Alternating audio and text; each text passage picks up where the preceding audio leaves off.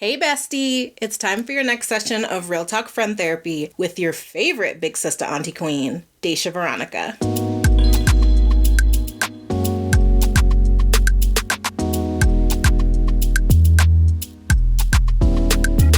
What up, y'all? Happy almost Valentine's Day.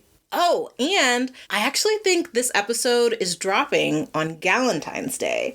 So happy Galentine's Day to all my ladies out there. So, given that we're in the season of romance right now, and this podcast is all about friendship, I thought that it would be a great time to talk about fromance, aka falling in love with your best friend, and whether or not it is worth it to risk your friendship for a romantic relationship.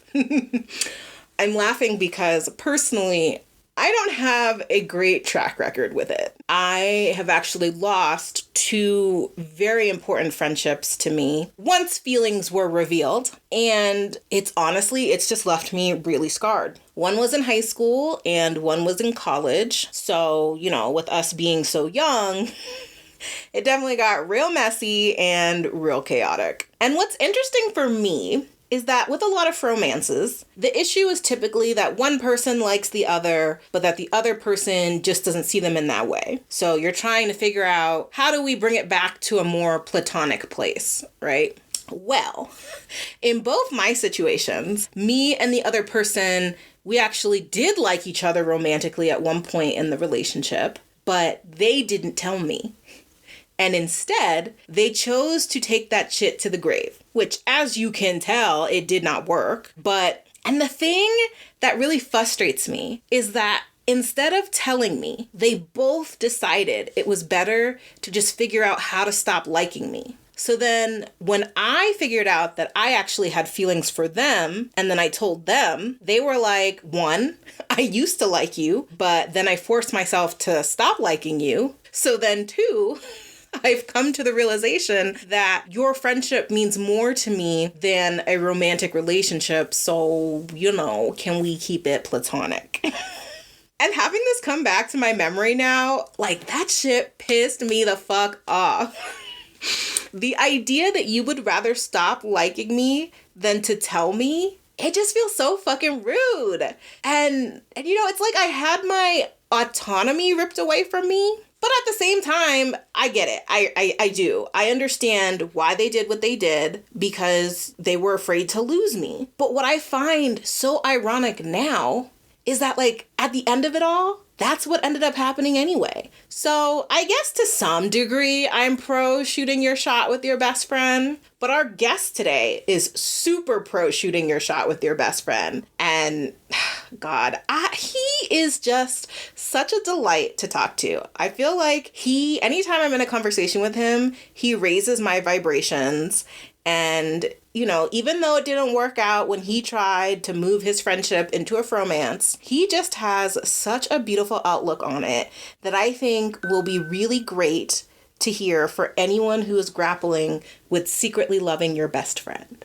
Curly Velasquez is a Salvadoran Los Angeles-based creator. He began his career working for celebrity photographer David LaChapelle and design icon Jeremy Scott. Curly began work with BuzzFeed as a receptionist, but quickly became a viral sensation and one that I got to witness, and one of the founding members of the largest digital Latino platforms, Like. You can also see Curly on Hulu's VIDA, seasons 2 and 3, Netflix's documentary Mucho Mucho Amor, and PBS's Dead and Buried, and his iHeart podcast with his best friend, Maya Murillo. I hope I said that right. Because I know in Spanish, double L's are supposed to sound like J's, because, I'm learning Spanish now, y'all. But, Maya, I love you. I'm sorry if I fucked it up. But, so their podcast is called the Super Secret Bestie Club.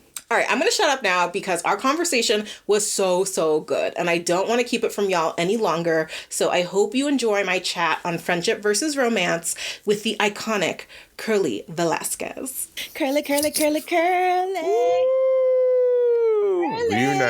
Reunited, baby. Oh my gosh, I love seeing your face so much. It's been so long.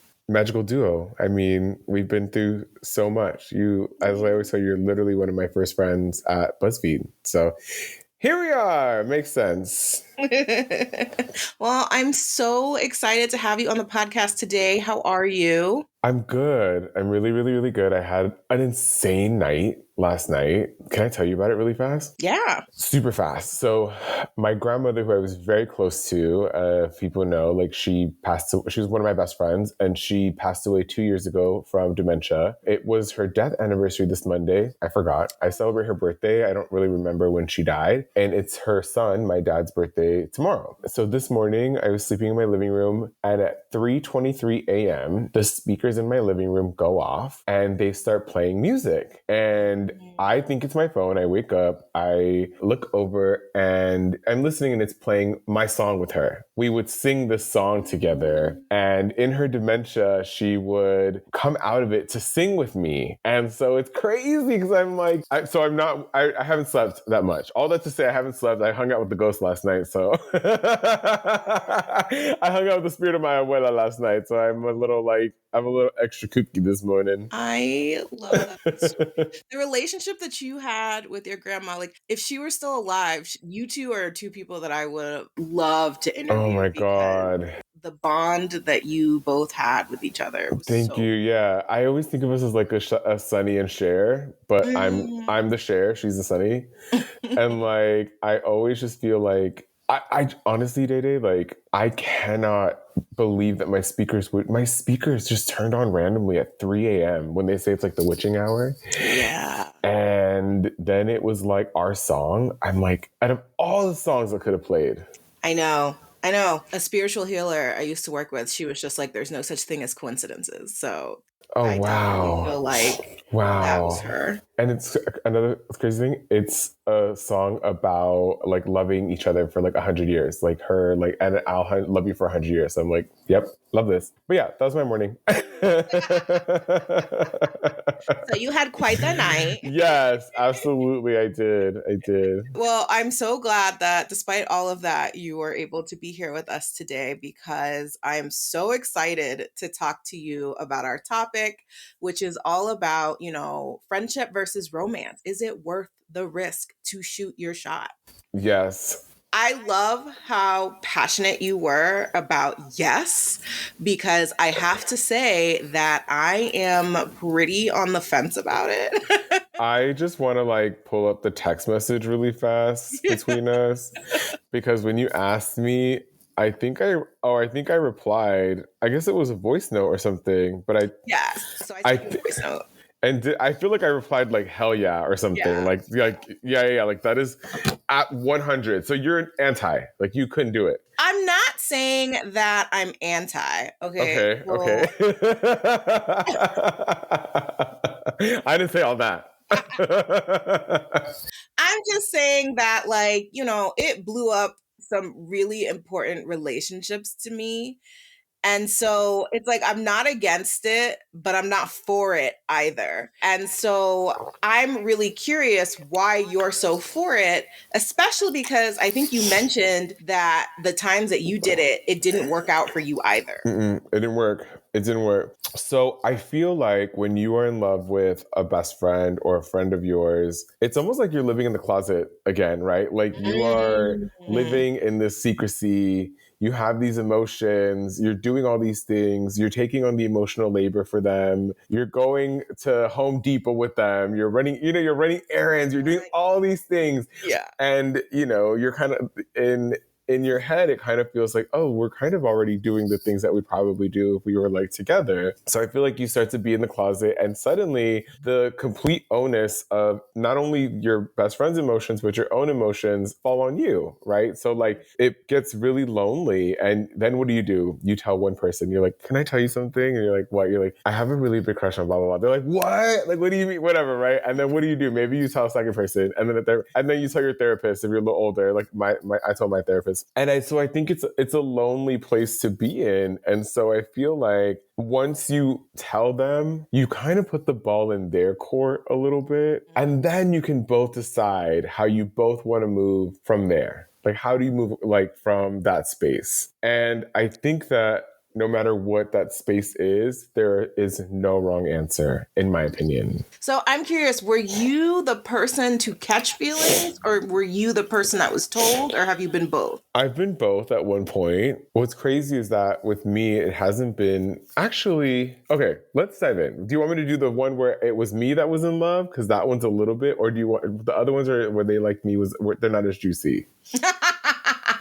I want whatever you feel comfortable sharing, but also like thinking about this idea that like it didn't work out even when somebody revealed it to you. So I'm very curious in both sides. So what's really interesting for me is that when somebody revealed it to me, it was women. And I didn't know how to hold space for that because it almost feels like for me, women, it's almost like the gay man and the femme and the woman relationship is like very sacred. Do you know what I mean? Like if I see a woman naked, I'm not sitting there like thinking about anything. I'm not feeling anything, you know? So I felt, not that it's a bad thing, by the way. I don't think it's bad for a straight woman or whatever to fall in love with her gay best friend. I don't think that's bad at all. But I think that it just threw me off. I was very young. I was like in my 20s. It just threw me off a little bit. And I think I distanced myself a little bit because I just didn't know what to do with that. But I think that also is different because I was kind of like, ew. Like, I like guys. I love dick. Yeah, exactly. Oh, I fucking love it. You know, and I'm a young kid and I'm like, but you know, but I will say that I did tell her, like, thank you. She wrote me a letter and it was like, I think I'm falling in love with you. And I was just like, I'm honored. Like, thank you for that. But then it was different because with my girlies, I'm touchy. I'm really on them. And then with her, I was like, so this is where it can bleed into the other thing. I became hyper aware of my actions around her because I didn't want to lead her on in any way. So fast forward to me probably like mid BuzzFeed days, I'm at VidCon and I meet this guy. He comes up to me. He's one of my best friends. I don't think he'll mind if I tell the story. He's one of my best friends. I was with the Pero Light gang. So me, Gabriel, Maya, and I think Claudia was there too. And this guy named Chris comes up to us. He's like, I love you guys so much. Can I take a photo with you guys? And he works security for Google. He designs like the security layout for these events basically with the full team. Mm-hmm. So he came up, he took a photo, and he stepped aside. And then this is the way I remember the story. He'll tell you a whole different story. This is how I remember the story. So there was people. Not everyone though. Yes. Oh my God. But mine's the truth. Mine's the truth. So I think there were other people there talking, and I must have been, you know me, like once there's a crowd, I start. Even though I'm a little bit more timid, I just work the crowd, you know? You're the mayor. Do you remember when Channy did our charts? And she was like, Curly, you're the mayor. Like, oh my God. You're the... When would that happen? So I'm so mad that they never released those videos, but Channy she came to BuzzFeed and she read our birth chart. We were in like one of those like houses in the back. And do you remember what property was that? It was the one on Sunset. Yeah, Sunset. Siren.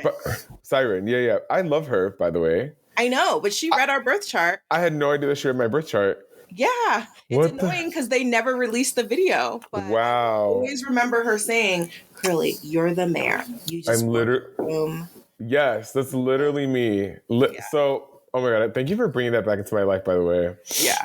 Both the memory of meeting her and her calling me the mayor. So, okay, so he comes, so I'm cracking jokes. I see him giggling. I see my friend Chris giggling. And I go to him, I said, like, if you're going to eavesdrop, just come and stand with us. Like, why are you over there? And so he's like, and I'm being playful. If you're going to eavesdrop. So he comes over. That's the beginning of our journey as friends, right? We hit it off immediately. It's so funny because he's, I think, my only best friend that if you line up our charts on CoStar, it's all like white. It's all like good stuff. Like they're all matches. Yeah.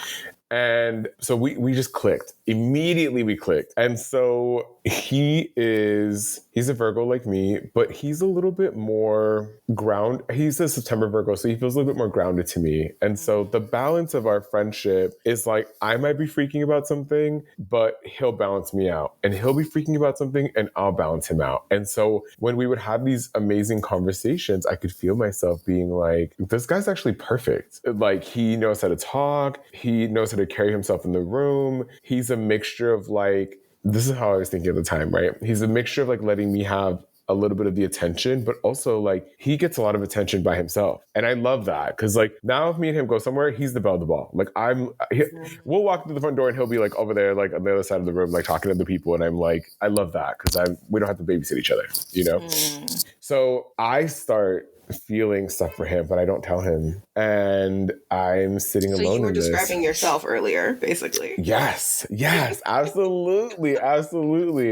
You know, I'm sitting there alone with my thoughts. And how do I tell this person that's becoming my best friend that I have feelings for him? So I shoot my shot and he tells me that he's like, thank you, but I don't see you like that at all. And I'm so sorry if I did anything to mislead you or if I did anything to make you feel that way. And I hope that this doesn't change anything, but I just don't see you that way. And I was like, okay, like that's okay. I think I need some time for myself then. I think I need to separate myself from the situation because I need to be able to not put this on you. Because now, okay, so I said it, it's on him. He gave me his reply. Now it's on me.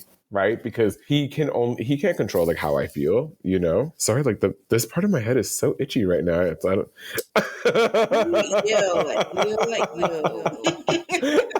and like it got a little cold. I'm like, why is my scalp so itchy all of a sudden? It just like completely dried up my whole body.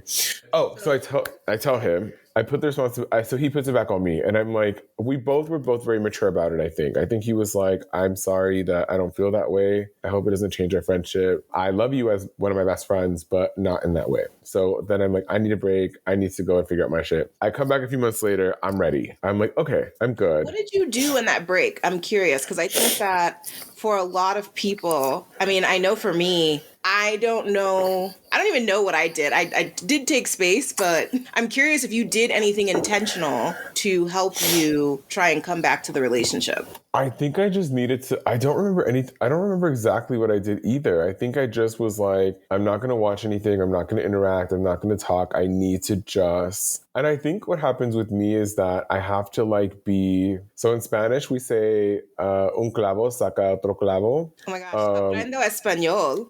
Oh, nice. Amazing. Mira.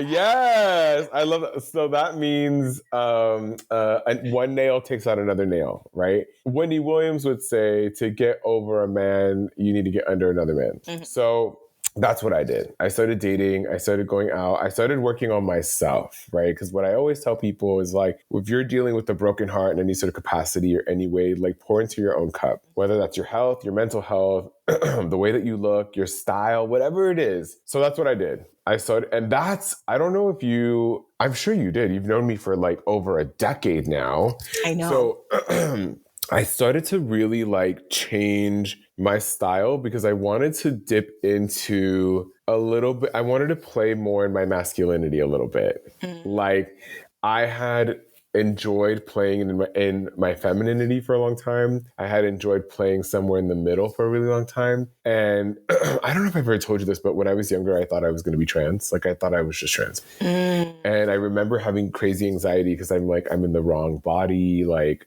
the whole thing that comes with that. And I felt like I still feel like my higher spirit is a feminine spirit. It's the spirit of a woman, right? I don't know if spirits have genders, but it certainly feels like a woman. Mm-hmm. And I feel like she said to me, you're a boy in this life and you're like my little son, like, and I love you. Like, so just like, if you're okay, like you'll come back to me and we'll be back to how we are, but like have fun, you know? So the way that I see this life I wish more people felt that way about it. Just have fun. I mean, anything in life, right? Anything in life. I get it that like, you know, some people, when it comes to trans identity, it works differently for a lot of people. For me, I feel like I call it my lady brain. And I feel like this lady brain is like, we get to pee standing up in this life. You know what I mean? And I'm like, oh my God. We don't have a period in this life. Like this is a crazy tangent. Cause like one time I was when I was in high school, my teacher was teaching us about breastfeeding. And I remember sitting in class and being like, oh man, that's going to be terrible for me. Like, I don't want to breastfeed, like for like a long time, truly just like ruminating on the fact that I didn't want to breastfeed. And I came back and I was like, I don't have to breastfeed. That's not me at all. And so I feel like, so at this time I started to kind of like dip into my masculinity. I started to work out. I started to get bulky, and I started to feel like he doesn't have to want me. He doesn't have to want me. I can want myself, and I can work on me. And so I started to work on me and build up on myself. Did you maybe like block him at all, or like not engage with his like social stuff? Like, how did you deal with that? Yeah, block. Do what you got to do. I don't know if I blocked, but I certainly muted. You know what? I feel like I blocked, maybe. I have to ask him because I think I blocked. And by the way, this happened not once, but 3 times that I... But I'm hoping that I can leave this with the same zest that you have for shooting your shot, because it happened to me twice, and I'm already like, "Ayo, we're done."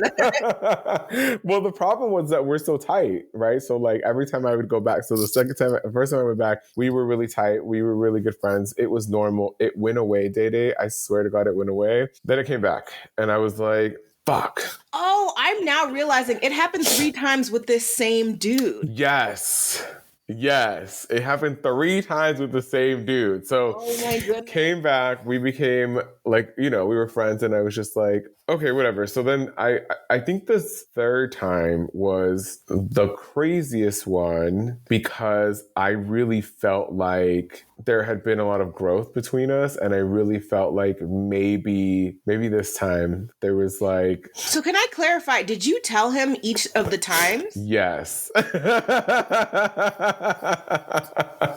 here's my thing, okay? Okay. My life philosophy is... Have you seen Everything Everywhere All at Once? I have not seen it. Jess has seen it. Okay, it's so good. So Everything Everywhere All at Once is basically just like everything matters and nothing matters, because inevitably we're all heading to the same place, the grave. Like there's really just no, it doesn't fucking matter. Yeah. So my big thing is, I tell everybody all the time, as a recovering alcoholic, as somebody who used to do a lot of drugs, as somebody who has partied, as somebody who has been just like not the best person in a lot of ways, I've been so messy. But I think when I think of saints and in Catholic faith, or a lot of different faiths, I think about how saints are always messy. They're always like, oh, this saint over here, Saint Augustine, was an asshole before, and then he found the Lord and he became the best saint of the world. Like, I feel like that's why we connect to saints in a lot of ways, because they're still very human, right? There's this humanity in them, and then they just get better. All that to say, I'm very big on shoot your shot. Who fucking cares? Like,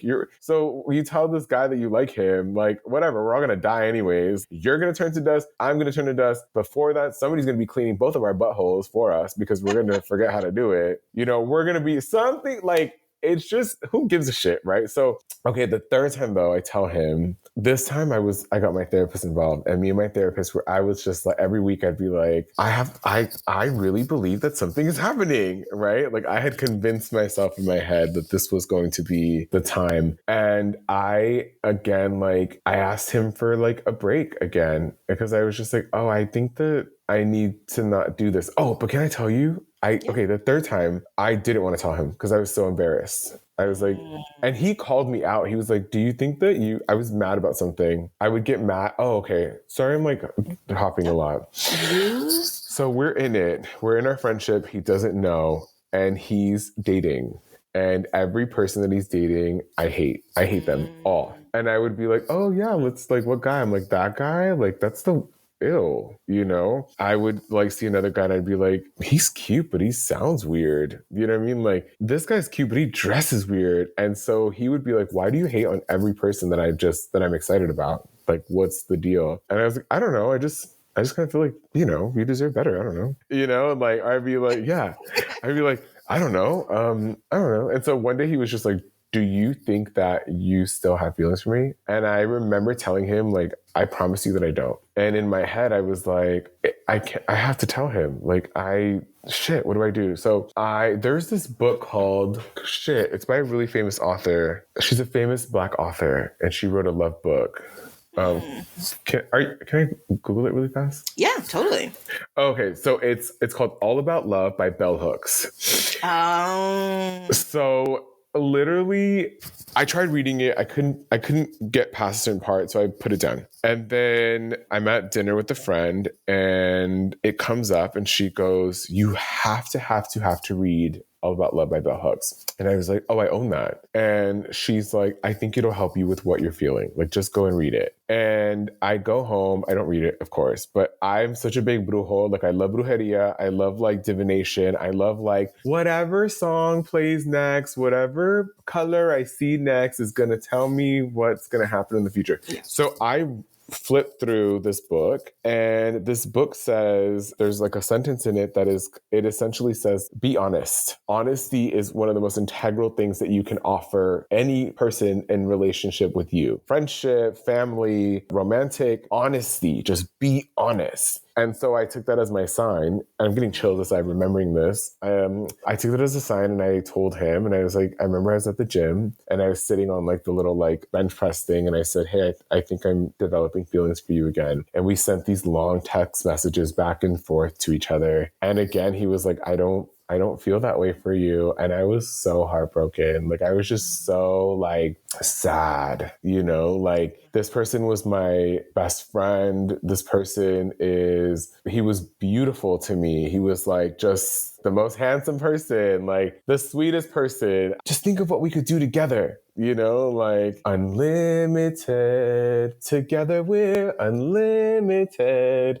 So like, I just felt like we were meant to be. He was like, no, he's like, I'm sorry. Like, there's nothing beyond me seeing you as my best friend, like truly. And again, he apologized. And what I love about him, and what I think this is what people should do if this happens to them, is he was willing to hold space for me. He was willing to like talk to me about it and kind of like figure it out with me. Like, how can I be better? What are the jokes that I shouldn't be making? What is the distance? What are the boundaries that you would like for me in this relationship, so that wires don't get crossed? Like, so that we both are on the same page about what we're doing. And I loved that. And he didn't get scared. He didn't say to me, "Oh, I think I need space from you." Because it essentially is a little bit of like, kind of like somewhat of a betrayal, right? Like, it's a little bit of like, and maybe not as intense, but if my intentions with you, if I'm being nice to you because I want something for you, you kind of start to question from you. You kind of start to question like, what are your intentions with me, right? Like,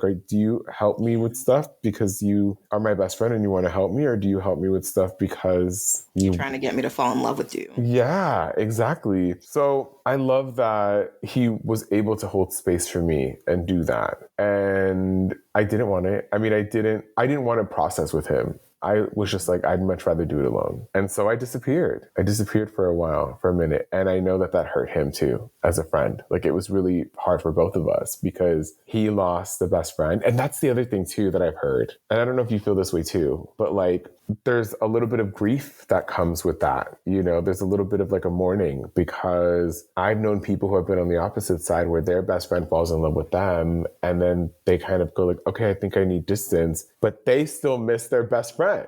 Like, they didn't have anything to do with your feelings. Like, but I miss you still. And so, I know that he was suffering with the loss of our friendship. And I was feeling both the loss of our friendship and the loss of this like idea that I had built for myself, essentially, about being together, Curious, are you guys still friends?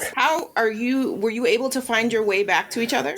Yeah. So what happened with me is I ended up meeting someone else, and this person at the time was incredible. This person was somebody that I was like, oh my God, I get why this didn't work over here with my best friend, because I was supposed to be over here with this person.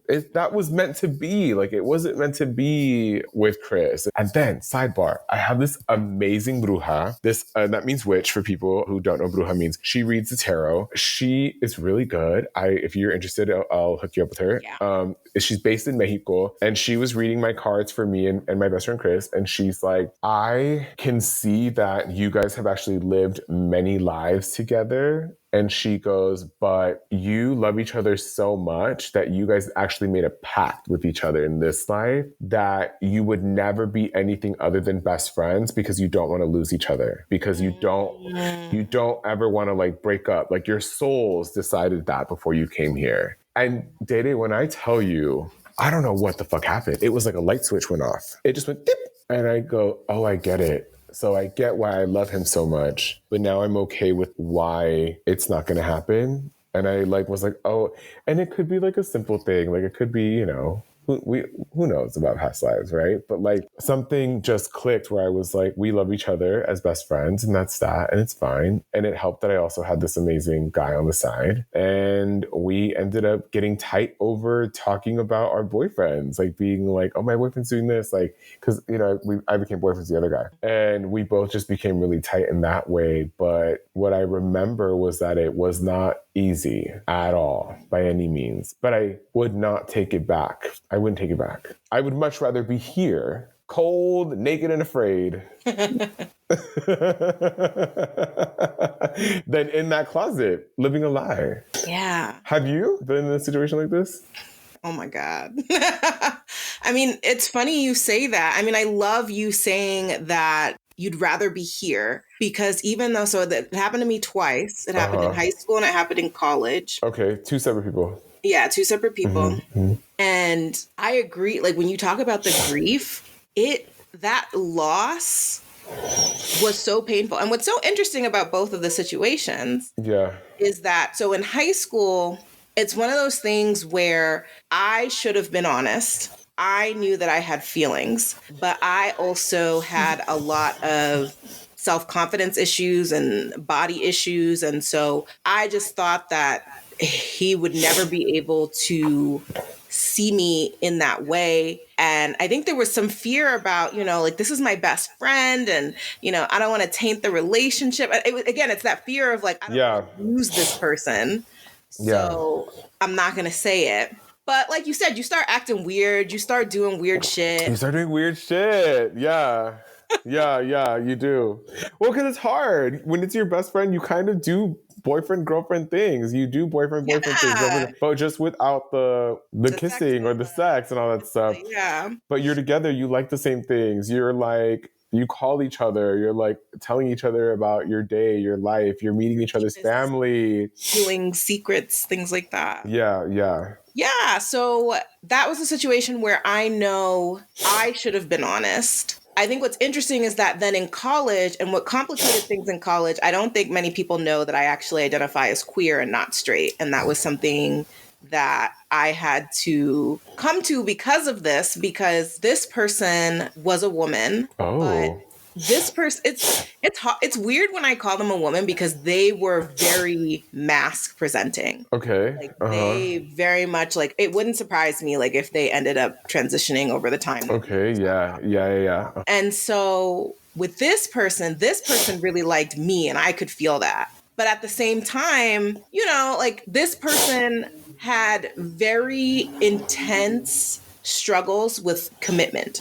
And it was because I was studying psych. I actually used to work with them on like their fear of commitment and why they struggled with wanting to be in a relationship. Like, wow, very like traumatizing and like scary, and they would self-sabotage and fuck shit up. Yeah.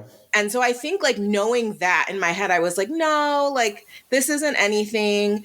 And I think there was also a part of me, because, you know, I'm a Leo, we love attention. Like I was just like, I know. Like I was doing the straight girl thing where I was like, well, I'm getting my attention and she never has to worry about commitment.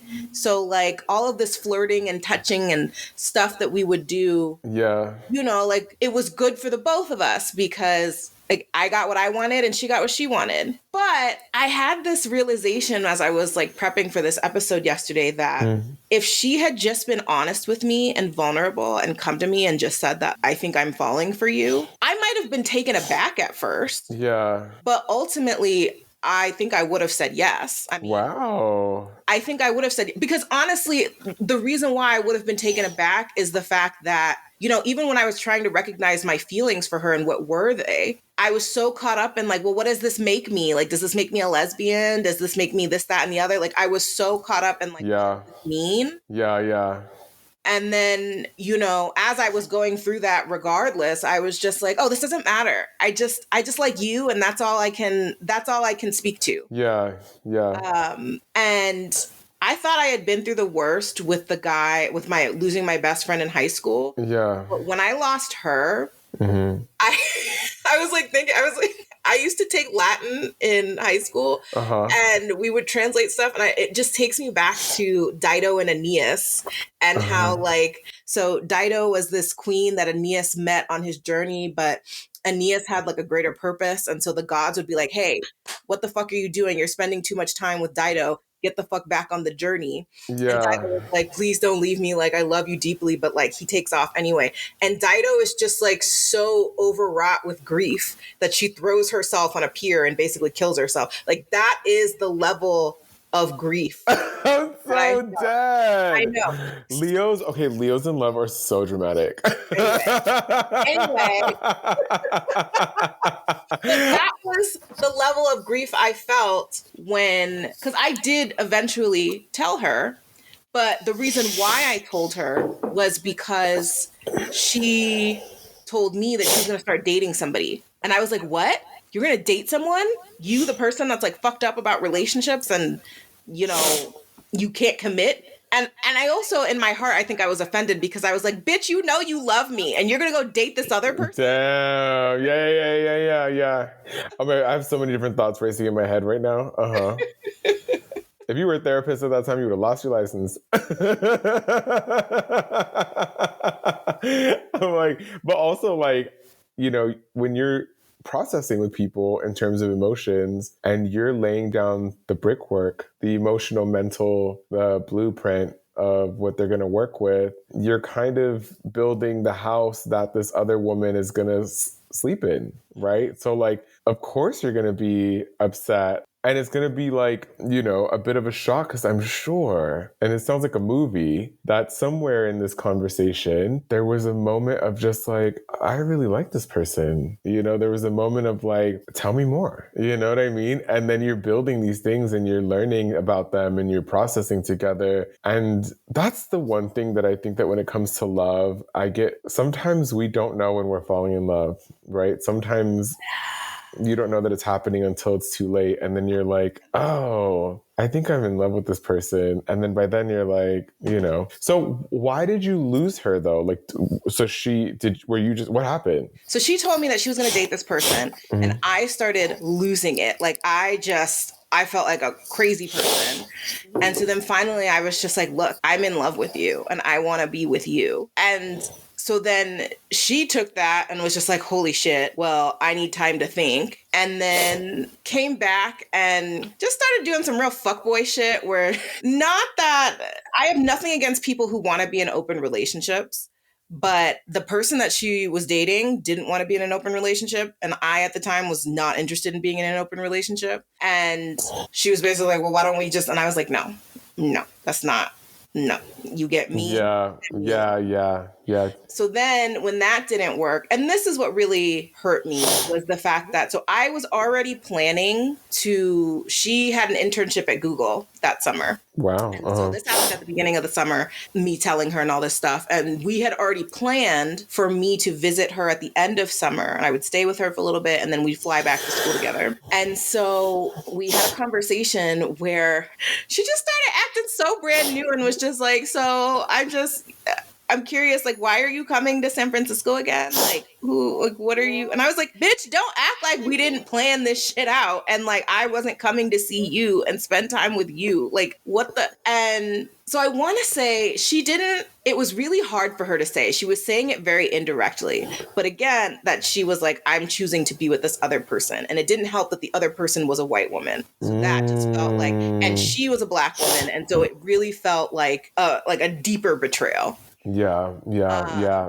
And so I was like, if you are saying no to me, you need to say no to my face. Because I was like, I know this is wrong. I know that you want to be with me. And I know that this is you self-sabotaging and fucking this shit up. And she couldn't say it to my face. She couldn't say it to my face. Mm-hmm. She did call me. And it was, I don't think I have known a loss. It was not even just, it was like losing, again, like you were talking about, losing my best friend, but then also the grief of like it not working out in this romantic way that you just feel so deeply in your spirit is so meant to be. It was the deepest pain. And it was so painful that I actually came out to my mom.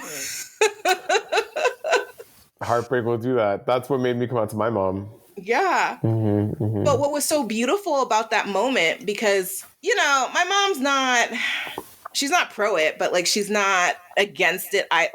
So she knows that I have this trip and that I'm supposed to be doing it, and I'm in the car and I'm being weird and I'm trying to hold up all of my emotions, and she just keeps pressing me about like the details of this trip.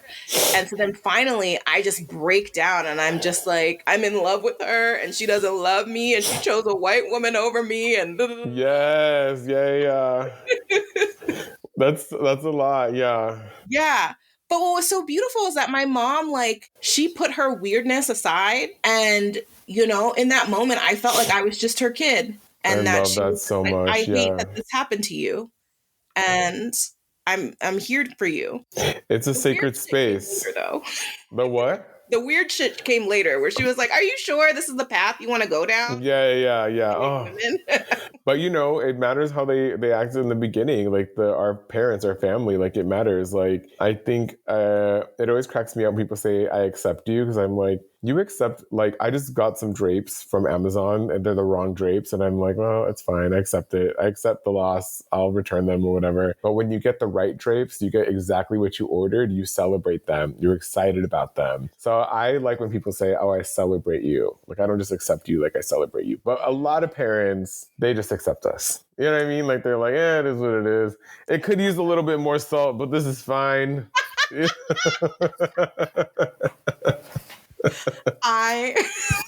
perfect. No notes. I mean, they kind of have to. I'm like, you made this. You made this. I just saw this old video of me talking to my grandma.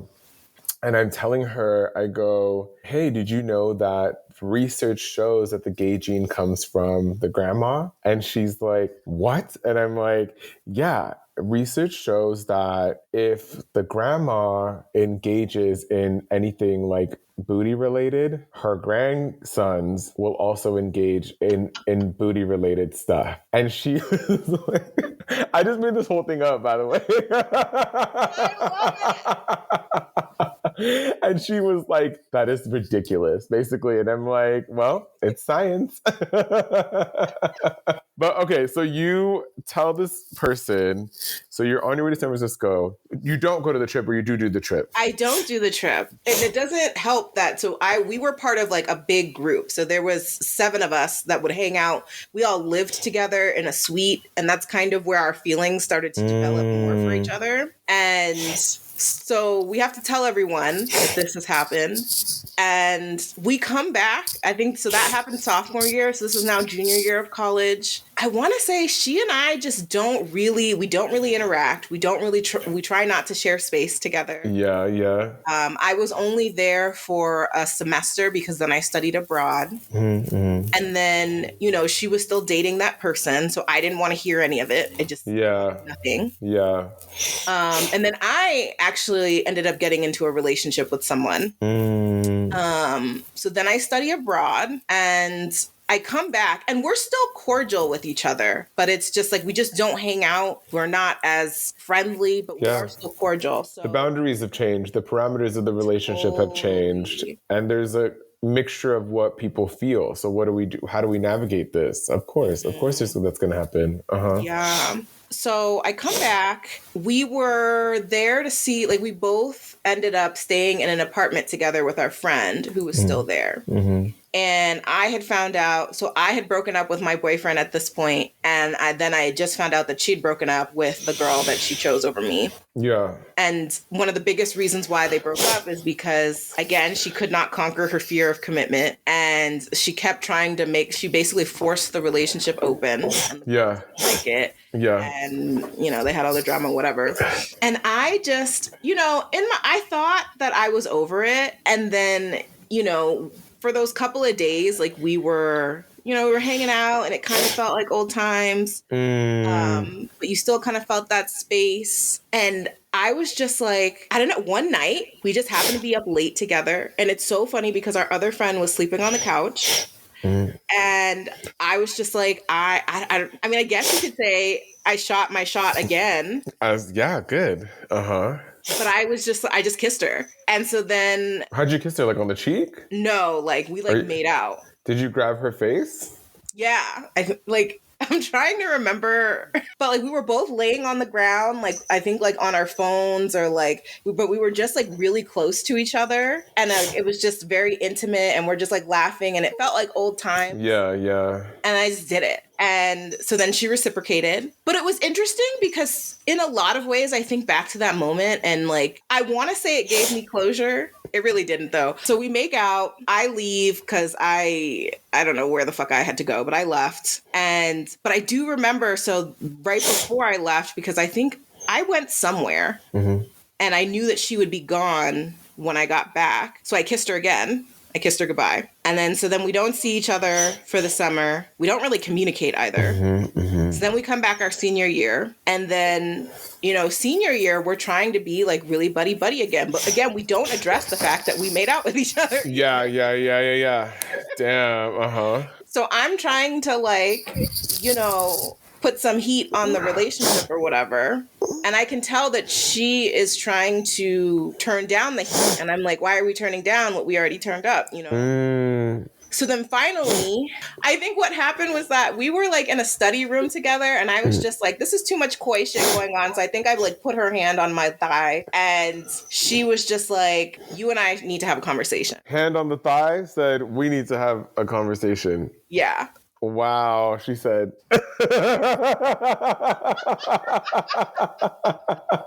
And I'm just like, oh, okay. Yeah. And so we end up, she pulls me aside and she's just like, look, you were right. I should have picked you all that time ago. Wow. What a gift. What a gift. Truly. Your Leo brain probably went... I was like, hell yeah, I was right, like, I told you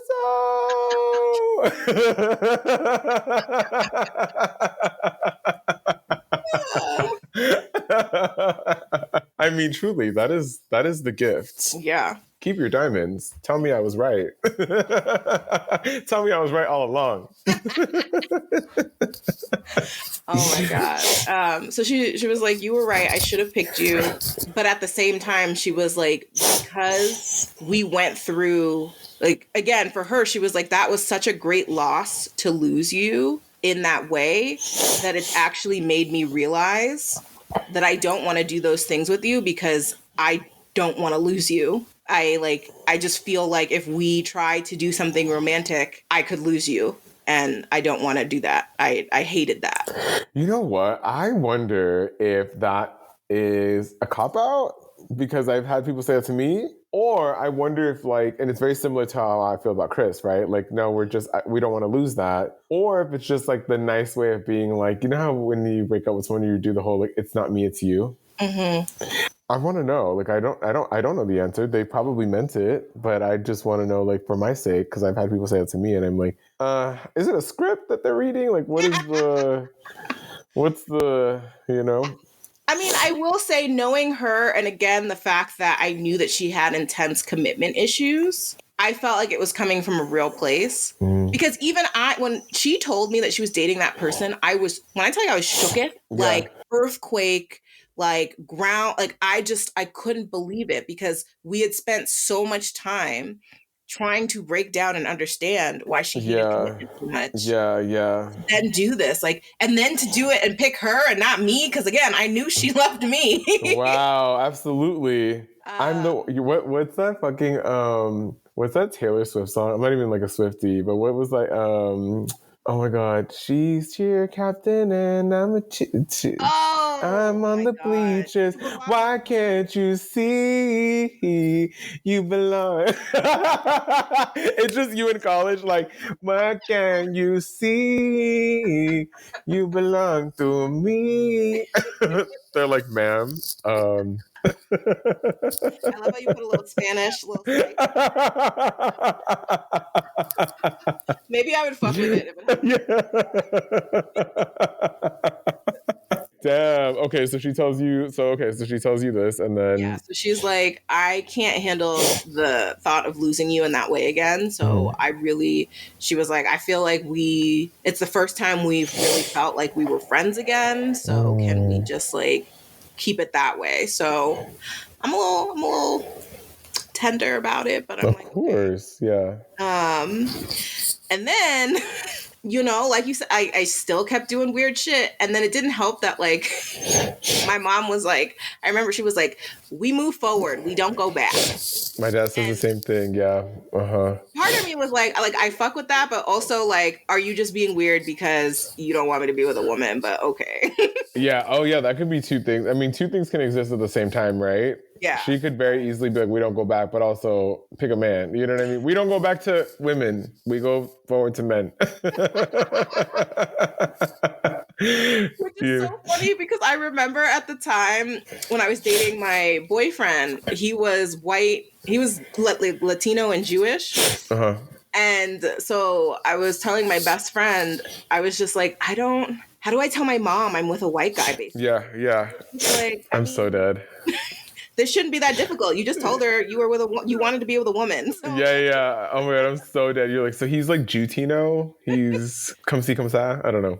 Uh-huh. Wow. Uh-huh. So I was like, okay, but then, so yeah, my mom was like, we don't go back, we go forward. And then she was also being weird to me because she was just like, I feel like Daysha is only using me to like get a ride in my car. I feel like a ride in your like actually like a ride in her car? Yeah, so she had a car and we would like do stuff together, and she felt like there were times where we weren't authentically hanging out, that I was hanging out because I needed something. And so also, I don't see a problem with that either, to be honest. It's like, yes, I need a ride. Like, what's the... But I wasn't, though. The funny thing is that I wasn't. I can't remember fully where my mind was at, but like I wasn't. And so she felt like I was using her. And then I also just felt really insecure in the relationship. So I just remember one day I like fucking blew up at her over text. I like cussed her out over text. I wish I could remember what she did to get me to blow up that way. Yeah. And, as a Leo, like I'm hoping that you'll fire, but she was actually just like, okay then. And then that's when I knew I fucked up. That's when I knew I was like, oh shit. Yeah. So then we had another conversation. We basically like didn't talk to each other all of senior year. Wow. I can't remember what came out of that other conversation, but I want to say it was us being like, okay, maybe we need space. So then end of senior year comes now and we're trying to hang out again. And then I just had this like really deep realization. And so I wrote her a letter and I was just like, look, I don't think I can be friends with you. I think that I don't think that there's ever a position where we could be friends and I won't love you like that. And she left me on red. Like text message receipt on red? Yeah, so I sent it to her like through Facebook and she read it and then never responded, and I have never spoken to her since. Wow. So you're like that gif of like Rose in the Titanic where she's old and she's like, it's been 85 years. I don't know. You're still at your computer. Waiting for a response. Wow, that's really crazy. And that's really, it's interesting because, again, like it's the grief of like the relationships that were that no longer are, what could have been but never happened. It's also just like the beauty of just interacting with another human. I saw this thing that was called like life, something about like soul crossers or something like that. It's, I saw it on TikTok or something, but it was saying basically that like there's some people that you just cross and you're meant to learn something from them. And it's intense and it is so beautiful while you're there. And then you're forever changed. And so I feel like, it's sad that things like that happen. But at the same time, I'm happy that happened to you, because those are the sacred, what my friend Mish calls like the sacred ground, the sacred areas of your life that make you into an elder, that make you into an ancestor. Like I often say that Gen Z is great at teaching us how about the constructs that no longer serve us, right? That no longer work for us. But millennials and other elder people can teach them about how to mend a broken heart, right? How to deal with the death, how to deal with different things. Like it's an exchange of knowledge through generations, right? So like I had to go through a heartbreak that made me into an alcoholic, that made me into a drug addict, because now I can look back and be like, I can talk to anybody who's going through a broken heart and I'm like, yeah, I've been there. I know exactly that feeling. The feeling where you feel like, this is the end. The feeling where you feel like the walls are literally closing in on you because you're sad about having lost love, or did I fuck up, or could I have been better? They hurt. I think that for me, I don't know what it is about me. I love pettiness. I thought you were gonna say. I love pettiness. So I always see it as not like I'll show you, but watch me shine. Watch me keep shining. Because if I know that I'm good for you, I didn't just pull that out of my ass, like I didn't just like go like whatever, like I'm gonna keep going. And look, it's not the same for everybody, right? Like it's not the same for, like I said, when the girl wrote me a letter, she's not gonna go and shine. If she shines and she becomes like queen of the world, I'd be like, work it out, girl. I wouldn't be like, damn, I really fucked that up. I could have been, you know what I mean? Like it's not that, but I think that in dynamics like this, where you can keep thriving and you can go like, not even in a space where you are like stuck on this could have been us, but just like, no, I actually know that I'm a phenomenal person. And yeah, it would have been really cool, but I couldn't be that anymore. So I'm still best friends with Chris, and we're still very tight. And as we've gotten older, I can see that never would have worked. Like that never would have worked. We have spent days together and I think we would kill each other. I think we're not that interesting to each other. I think that before we used to hang out, we'd have fun, we'd giggle, we'd do whatever. But once we spent like a full week together, like hours, I think we were both like, shut up. We're both Virgos, really. We don't have to analyze everything, girl. Like what, I don't know. What do we do now? So I actually am very thankful that he didn't do that. I'm thankful that he really, and I'm so grateful that he also like honored the relationship in ways that he didn't push me away, in ways that he wanted to hold himself accountable, in ways that he was like, I'm really sorry if I did anything that made you think that I wanted something more. And I want to acknowledge that. And I want to, and I also was like, yeah, you're not in my brain. You're not in my loins. You're not like, telling me like how to feel about you. That's on me. So like, what do I do? And I think that as long as both people handle it in the best way that they can, in a healthy way, how do I hold space for you and your emotions? How do you hold space for me and my emotions? And how do we move forward? How do I not pressure you into something that you don't want to do? And how do I acknowledge your emotions that you really can't help and not judge you for them? Because that's kind of like the space that you want to live in. I've seen a lot of straight men do this to a lot of women in my life, where they'll be best friends and they'll be like that man in their life. They'll do things, and the women will be like, you're my best friend. Like, I love you, but I don't see you like that. And these men will just be like, well, I'm gone. And they just disappear. And I'm like, I hate that. There's something ugly about that. Like, man up, get your shit together, handle your emotions. You basically like lied this whole time. So man the fuck up, bro. Like, if you like this girl, but you were her friend, in my opinion, I'm like, you were lying. So man up. Yeah. And so I hate to see it, but at the same time, I'm kind of like, I think that the being able to hold space for one another. So I feel like with your friend, with that girl, I mean, we were so young. That's the other thing. Like, I was going to say that too. Yeah. Yeah, I can hear with you and Chris that you guys were clearly older, that you clearly had Just kidding. some.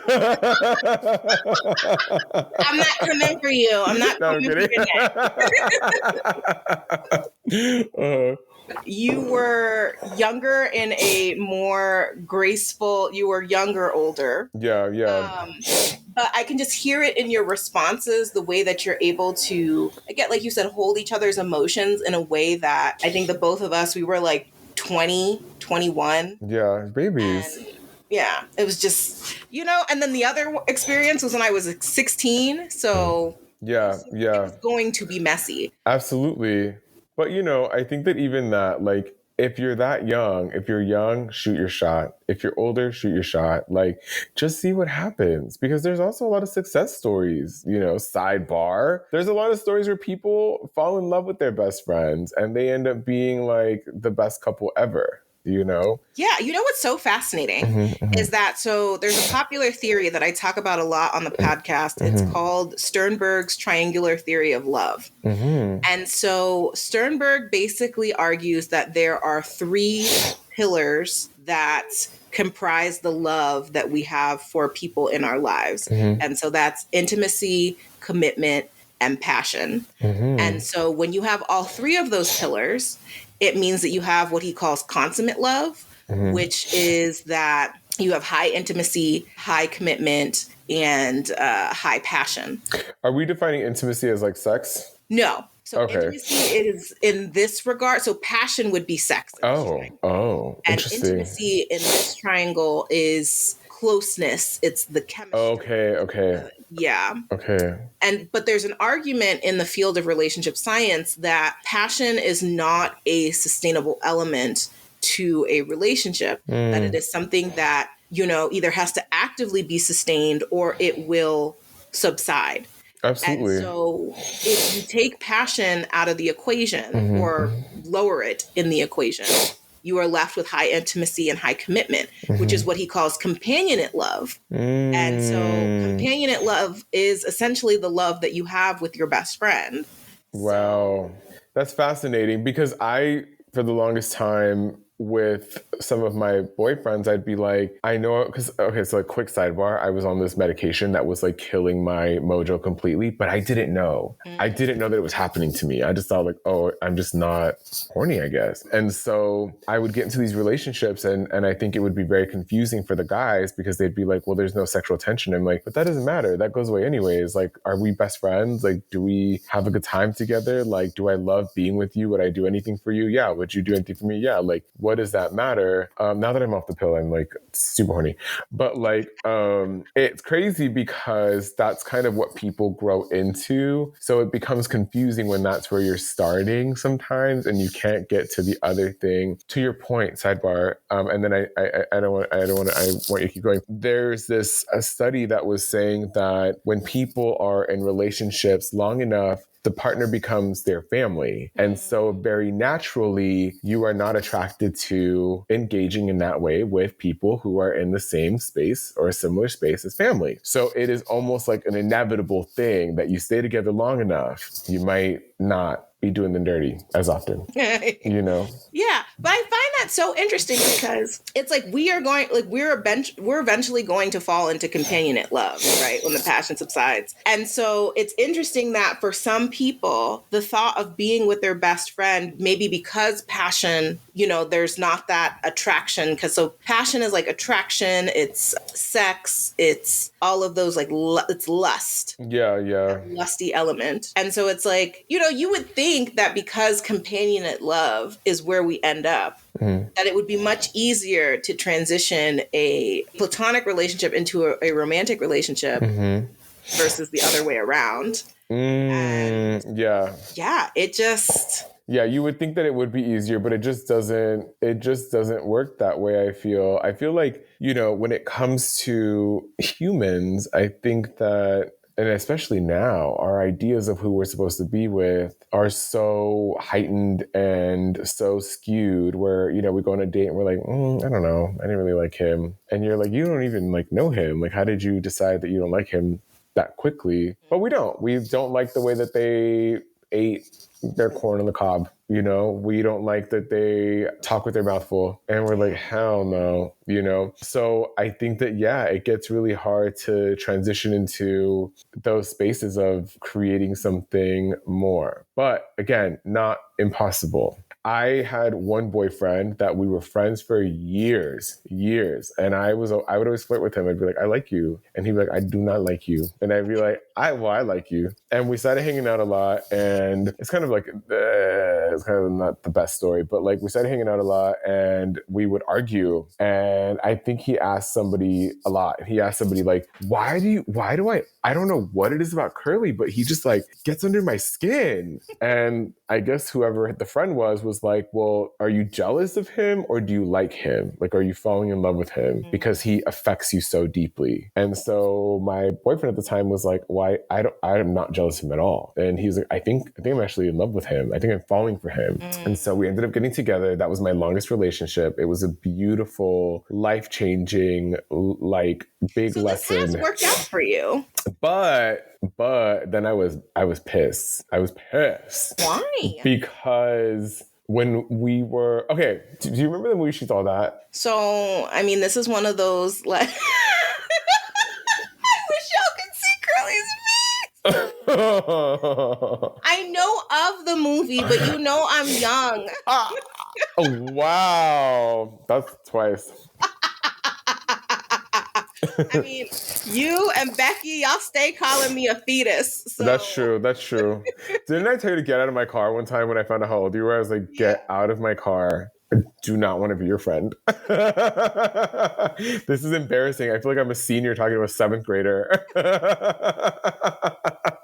This is social suicide. So in the movie She's All That, it's based off of a nerd girl and a jock. And the jock he's placed the bet that he can make this new girl the most popular girl in school. So he gives her a makeover. Once he gives her a makeover, he actually falls in love with her. I am nerd boy. I'm a dweeb. I'm like forever, and I like it. I like that I'm a nerd. I like that I'm a dweeb. And when I kind of cut all my big hair off, I had big curly hair and I cut it all off, right? I lost weight. I got skinnier. Life made it so that I was making more money and suddenly I was on TV. And when my friend suddenly was like, I like you, it was painful for me. It was really painful for me because it was like, why didn't you like me when I was thick? Why didn't you like me when I had big hair? The shell changed, but the soul didn't. And so, you know, it's crazy because my sister always says, kind of like what Maya Angelou used to say, like, when people show you who they are, believe them. Do not force them into something with you. If they are telling you that they don't see you that way, don't do it, because then you get there and you question everything. And you're just like, why do you like me? Is it because I'm skinnier now? Because I might gain that back. Yeah. Is it because I have more money? I might not always have money. Is it because I'm popular online? That might not always be the case. So what is it? You know? Yeah, what's different?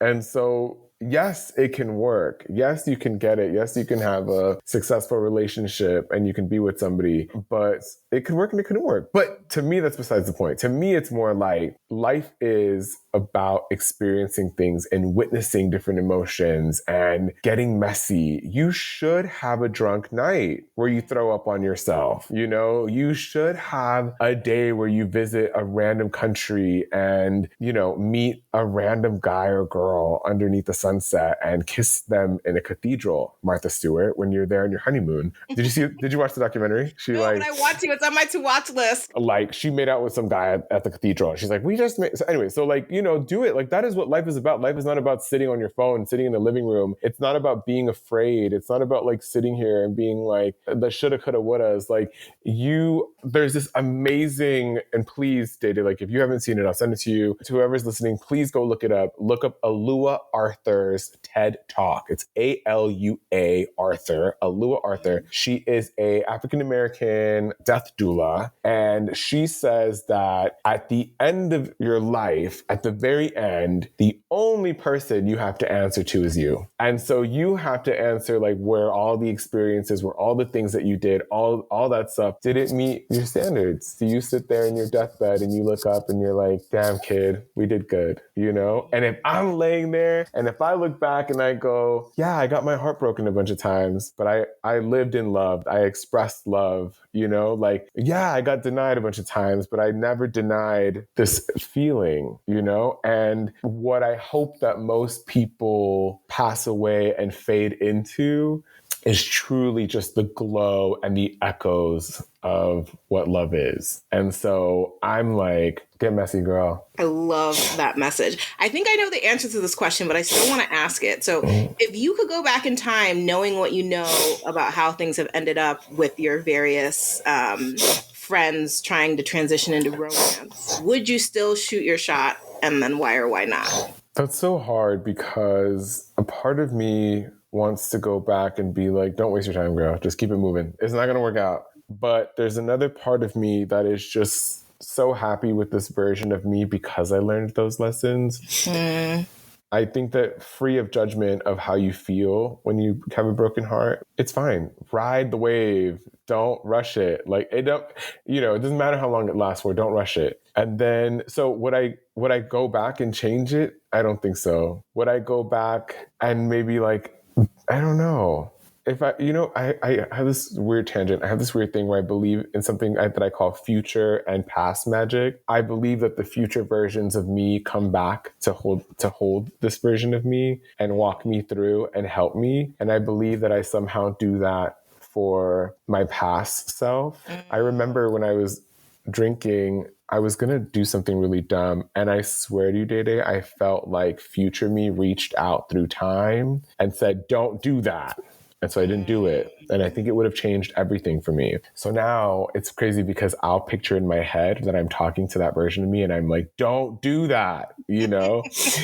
So I feel like I'm still kind of sending the message back. So all that to say, I think that I would go back and hold space and be there for me as a little baby and be like, I promise we're going to make it through. I promise you're going to fall in love again. This will not be the first or the last time that you fall in love. This will not be the last time you have your heart broken. And I think that what I would say to myself over and over again is that when it comes to broken hearts or it comes to relationships or it comes to grieving a relationship, that feeling that you feel for somebody is rare, but it's not unique to them. So you will feel it again. You will be there again. You will have those feelings again. And hopefully, as you know, the problematic Lana Del Rey said, finally you and me. I didn't realize she was problematic now.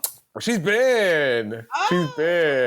Okay. Yeah, she's been. I'm like, girl, but people love her. So I love her. I mean, I love her too. Like, I do love her, but I'm like, but she says, like, finally, you and me are the lucky ones this time. And I love that, you know?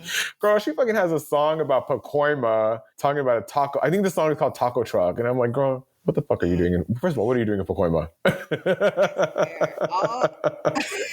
Because she's really close with Taylor Swift, right? I guess she took her on stage. So, I mean, it tracks. I was going to sing a Michelle Branch song. That's not even a Katy Perry song. Katy Perry? Wow. Taylor Swift. You're just getting all your white girls. I went from Michelle Branch, Katy Perry, Taylor Swift, Lana. Wow, this was just such a beautiful conversation. It was great. Yeah, thank you. I loved what you talked about with like soul crossers, because I feel like that's how I feel about those two relationships where, okay, so here's what's interesting. The guy in high school, that was so hard to lose him. But I can look back at that relationship now and be like, that was what I needed for the time that I was in. Yeah. And I've now gotten to a place where I can hold space for how beautiful that relationship was for the time that it was in. Yeah, yeah. Because we reconnected years later and I realized, I was like, oh, I don't want anything to do with this man. So I love that. That light switch went off. That light switch that I say just goes beep, just goes off. But you didn't have to actively work on it. It just kind of took time. and Yeah. space. And then it just happened. But what's interesting is that with the girl, there are times where I'm just like, I feel like what time has done, it's made me realize I know exactly what she was talking about in that moment when she said that I don't want to move forward in a romantic way because I miss so deeply what we had as friends. Mm-hmm. Because now I find myself being like, I kind of feel the same way. Yeah. Like, super smart. She's a Black woman, super smart. Like, we used to have these really deep conversations about life and our goals and our purpose. And I'm like, yeah, I miss that. Yeah, yeah. Well, I will say two things. I think that love, no matter what it looks like, will find itself again. Like I think that in terms of you and this girl, and even just me and Chris, like our love for our friendship survived anyway. So if it's meant to, it will, right? However, I am very big on you are still alive, you are still young. If that's something that you look at you calling me young. You know what I mean? Like, yeah, I mean, look, I'm not gonna be old. To me, I'm not gonna be old till the day I'm dead. That's when you could be like, you're old. Yeah, bitch, I'm dead. Love that. You know, like, but I think that you could also revisit that. You know, you could revisit. I've revisited so many relationships. She left me on red though. Like, I was like, I love you. In 1994, like, wait, is that when you were born? You were born in like 1994, huh?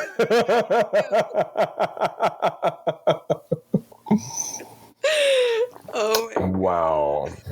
Wow. She left you in red in like 2010. Like, it's fine. It's been 25 years. You know, I think that there's no room for regret in a lot of ways. And I think that, you know, going back to the first thing that we were talking about when we first started this episode, talking about death and grief and spirit, is kind of like, and Alua Arthur says it in her talk, she says, we are all actively in the process of dying. Like, we're all dying. So she says, have the piece of cake. Who cares? And then she says, let people merge on the freeway. You'll be fine if you let people merge. Like, it's not a big deal. You know, like if you want to reach out to someone or you want to leave it in the past, leave it in the past. And I don't believe in right or wrong answers. I believe in what is the most comfortable for you and what is the best for your higher being, for your higher spirit. And if part of your higher spirit is wondering, hey, whatever happened to one of my best friends? I think that's beautiful. And if you're also like, I honor the time that we had a great ride. And Sporty Spice, they once asked Sporty Spice if she was going to do a reunion. And she said the Spice Girls were a moment in time, but I think that for now, that moment has passed. And I think that we can also have that with a lot of people. I love that. I always feel like every time we talk, you cleanse my soul. Oh my God, I love you so much. I feel the same for you. I feel like we just like get in our little giggles.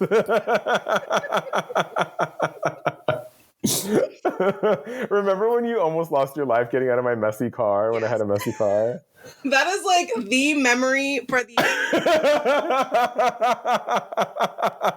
like if I could hold on to one memory, I have so many beautiful special ones of you, like from watching your career thrive, from watching you take chances, from watching you like pivot and do amazing things, falling in love, like all these things, like that one of watching you fight for my life to get out your car. You know that like video of like it's like a guy or a girl like slipping on ice for like 20 minutes. For the listener, by the way, my car was so messy that she was trying to get out of it and she just started slipping out. Like there was like a water bottle on the floor. Several. I think there were several is what it was. But oh my God, it's so fucking funny. I also love the one of me making you go into the hills to get that that bookcase. Oh my God, I forgot all about that. Look at this. Oh my God. I know. We didn't even do it together. I think I did it by myself, right? Because I was like, no, we did it together, but like it was like I feel like I had to do this thing where I had to hold it. Yeah. Or maybe you went up to go get it yourself. And then I think we met at my apartment and you were like, you sent me to go get this. Oh my God. It was something. It was something like that where I was like, I think I had to bring, it was on one space. I think we did it together, but I think there was one leg of it that I had to do it on my own. And I was like, man, I hate sweating. But, you know, I love you. And I love you so much. Thank you for having me on your show. I'm so excited for it. So to close out, we do two things. Okay. First, where can the people find you on the internets if they want to connect with you further? You can find me at The Curly V Show, V as in Victor, on Instagram, TikTok, and Red Note, which is where, and then basically across all the platforms, I just talk and share photos about my opinions on things, especially Zodiac right now. So I've noticed that. I love yeah. Okay, and so then the last thing we do is we play a game called Scroll Double Tap DM, which is married. Scroll, double tap, or DM. Okay. And so because we did, you know, we talked about romance and friendship, I thought it would be great to do popular fromance couples from TV. Okay. So we have, oh my gosh. Also, I have to preface this and say that when I was trying to figure out what couples to pick, I text Curly and I'm like, okay, so out of all these shows, what do you know? And he's like, tell them which shows you sent me though, at least some of them. Give them context. All right. So I sent him The Mindy Project, Friends, The Office, A Different World, Superstore, Boy Meets World, and Living Single. And he was like, Living Single. Living Single. That's it. That is like a Bible for me. Living Single is biblical, like chef's kiss, great TV. And you were like, pick another one. I was like, I don't know, Friends. I get. And we were like, do you know Rachel and Ross? I know Rachel and Ross. Okay, so let's talk. Okay, so the options are Maxine and Kyle from Living Single, Rachel and Ross from Friends, and then Pam and Jim from The Office. Okay, I don't even know who Pam and Jim is. Like, that's me deep because The Office is my favorite show. Pam. I don't know who they are, so I'm gonna scroll. Ross and Rachel. Oh God, get it together. Can I pass two? I'm gonna pass two. Actually, I want nothing to do with you guys. Maxine and Kyle.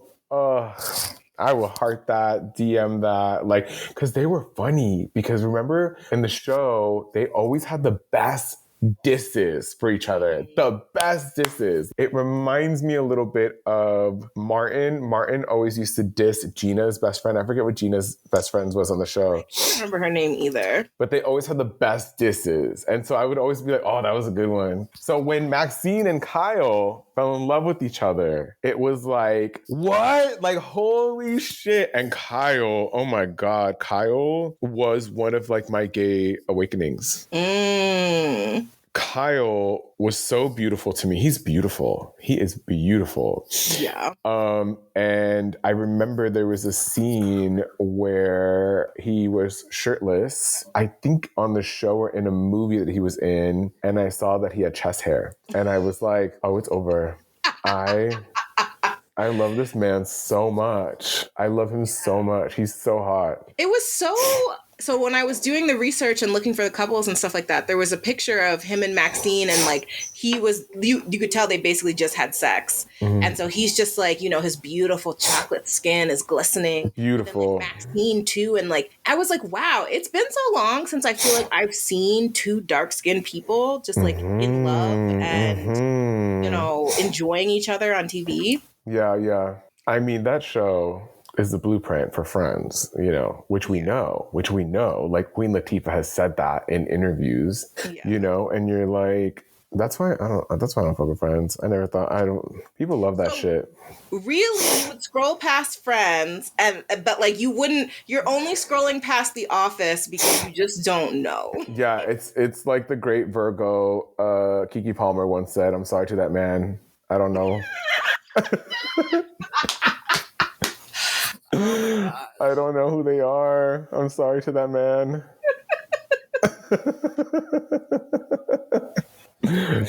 Oh my God.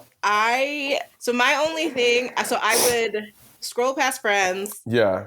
I would like living single, and I would DM Jim and Pam, but it's only because, and I know you won't get this, I would want to tell Jim he wasn't shit for what he did to Karen. So Yeah, does nothing. Nothing. I cannot believe you haven't. Wow. I just feel like you're talking about 3 random ass people in accounting that I'm like, tell me about your work drama. I don't know what's happening. I can't believe you would scroll past Kyle and... No, I wouldn't scroll past them. I said I would like them. Oh, you would like him. Yeah, I said I would scroll past Ross and Rachel. Oh, okay. Oh, yeah. You feel about yeah. Sinclair and Obi, though. Cuties. Yeah. Who was Khadijah with? I feel like Khadijah was always with somebody else. And Regine was always with somebody else. Good times. Yeah. I will say with the Max and Kyle thing, like, so here's the thing. The being mean to each other as a way of liking you, I'm so, like, I'm not attracted to it. But, I'm not either. But as somebody who's watching it that I'm not involved in, because I'm like, that's how Capricorns flirt. I'm like, Capricorns flirt by making fun of you. And I'm like, you flirt like a 3rd grader. By the way, I did this video and I put Capricorns and I was like, yeah, you guys are on the spectrum when it comes to communicating. And I was like, when it comes to the way that you deliver things, you're dissing. Like, do you like me or not? When you diss me, do you like me or not? All the Capricorns were like, that means we like you. If we diss you, that means we like you. And I'm like, so you guys are gaslighting me now into like, this is love when it hurts. Right. And then you guys all flirt like 3rd graders on the playground. Like, ew, you're gross. But secretly you're like Helga and you have like a shrine for Arnold. Oh my God. My references are crazy. But I love it. I'm just always keeping on my toes. I'm like, wait a minute. Oh my gosh, Curly, I loved having you today. I can't wait to have another opportunity to invite you back. I love you so much. You have to come on our podcast. Oh my gosh, yes. Yes, you have to come on our podcast. I adore that. I love you so much, JD. Thank you for having me. Y'all, like, for real, don't you feel tapped into your higher spirit right now? Conversations with Curly just, oh my God, they enrich my spirit. They hit me deep in my soul. And I'm just so glad he was able to offer some great perspective about why you should just shoot your shot with your bestie. Because again, I want to bring up the fact that what my 2 former besties feared most, which was losing our friendship, it happened. But if I'm being real, I actually don't think what they feared most was losing our friendship. I think what they feared most was rejection. I think they feared the awkwardness that we would have to go through and not knowing how we could be around each other. And I don't want to make it seem like I'm putting the failure of our relationship on them or that I haven't taken accountability for where I went wrong. But, for how hesitant I was about shooting your shot at the top of the episode, I love that Curly brought me back to why it's so important and necessary to do. Because while I don't want to put fault on them, all I can speak to is that as soon as I knew that I wanted something more with them, I said it. I was a little messy about it, but I still said it. I was not going to take those feelings to the grave with me. And so even though it didn't work out, when I have to answer to myself on my deathbed, I will know that it was not for lack of trying on my part. So if you have feelings for your best friend, take a calculated risk. Because again, if the relationship is gonna go to shit, if you're gonna have to take space anyway so that you can quote unquote stop trying to like them, why not at least tell them and work through your feelings together? Because also, it might not go to shit. It could be that you found the love of your life. When I think about my former besties and, what I said about feeling like my autonomy in the situation was ripped away, it's because regardless of whether or not I said yes or no to a romantic relationship with them, I really feel like we should have worked through that shit together. And I feel like in some ways, them not wanting to tell me or them trying to stop liking me is almost like an indication that they didn't trust me enough to know that I wasn't going to abandon them, that I wasn't going to make them feel weird, and that I would have been willing to work through it. I feel that in my bones. Or, again, which was what actually would have happened, is that I liked them too. But overall, I would say that I just wish that we had been able to hold space for each other's emotions in the beautiful and tender way that Curly and his bestie were able to do for one another. So all of this is to say that if you have feelings, let them be known. That should just be a golden rule. But also, if you're on the receiving end, and maybe you truly have no idea how you feel about them in that way, I hope that you can at least be courageous enough and thoughtful enough and caring enough to work through those feelings together. All right, so if you loved this episode as much as I did, or had questions or things you wanted to add to our conversation, make sure you leave us a comment wherever you are listening. You can also screenshot the episode and tag me on social media with your thoughts, or you can join the Real Talk Friend Therapy Facebook group and the Patreon to engage with us there. Happy Valentine's Day, happy Galentine's Day, shoot your shots, and, remember, we're all actively in the process of dying. Sad but true. I love that Curly brought that up. So don't take things so seriously. What will be, will be. And what doesn't come to fruition can make for some of the most profound life lessons. Like the shit I went through with my former besties. Oh my God. It was so fucking painful. I don't even think that there are words. It's probably some of the deepest pain I've ever felt in my life. And I know I'm being a dramatic Leo right now, but I actually truly mean that. It was a pain that truly rocked me to my core. But just like Curly, I don't think I would change what happened because of how deeply it taught me the value of not taking shit to my grave with me and just authentically laying out how I feel. So, yeah.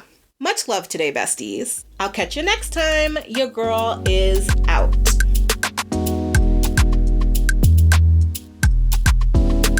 Loving Real Talk Friend Therapy? Of course you are. So don't forget to show us some love with a 5-star review wherever you are listening, and to join our Patreon to unlock bonus recordings, videos, private chats, and more.